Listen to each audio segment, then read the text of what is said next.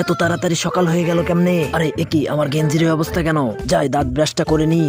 ইয়া বেরো, জোরে বেরো, শালার পেস্ট বেরোস না কেন?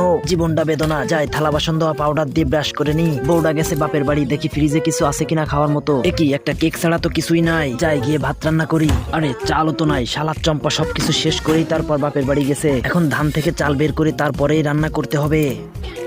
ধুরো, এইটা আবার কি? আরে এটা তো চম্পার পায়জামা, মনে হচ্ছে পকেটে কিছু আছে। আরে এটা তো টাকা, যাই বাজার করে নিয়ে আসি। এবার তাড়াতাড়ি এগুলা দিয়ে সুন্দর করে খিচুড়ি রান্না করে নি। এখন মজা করে খিচুড়ি খামু। আরে এটা কি? শালার পাখি টয়লেট করার আর জায়গা পাইলি না।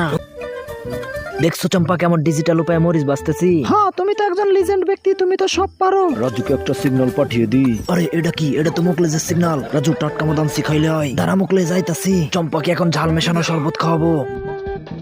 এখন বুঝো কেমন লাগে? এই সুযোগে আমি মোকলেজের কাছে চলে যাই। কিরে চান্দু, কই যাচ্ছ? রাজুকে ধরা এত সহজ না।